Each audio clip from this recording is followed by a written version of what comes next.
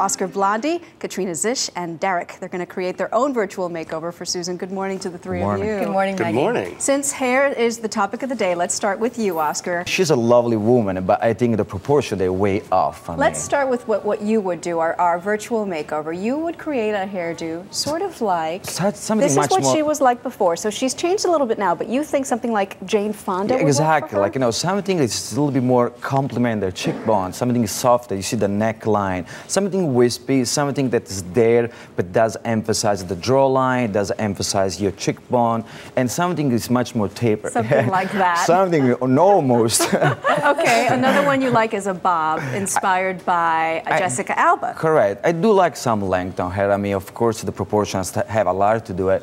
For Susan, I think like probably the length should be much shorter, but still something touching on the shoulder length, something softer on the side, something longer on the front, not necessarily. All right. She does look younger, I have to say. It does, covers your neckline, so it makes you skinny on your face. It's some softer. And that's what you want to look. Some proportion that emphasize your beauty, not maximize like, you know, cheekbones, jawline, and neckline. All right, let's talk about makeup, Derek. Yes. Kate Winslet would be your inspiration for her makeup? She actually would be, because it's very seamless, very flawless and understated. Natural. I think that's what really comes across. You know, her talent is the celebrity of her cell, as far as Susan's concerned.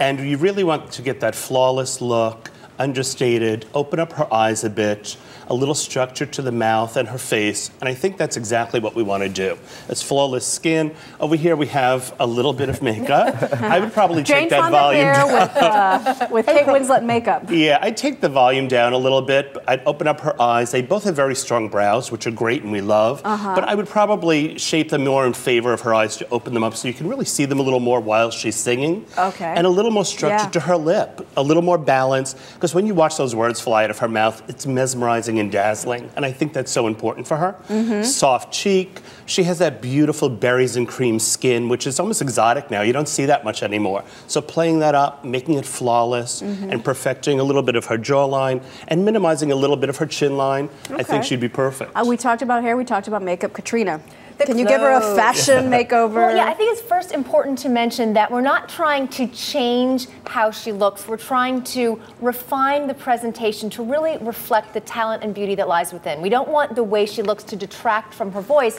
which is what happened when we first met her. So I would take inspiration from Helen Mirren, who is always elegant. Perfect choice. Lots of monochromatic shades, blacks, whites, creams, necklines that are a little more opened up around the neckline, of course, so that sort of draw your eye to the face.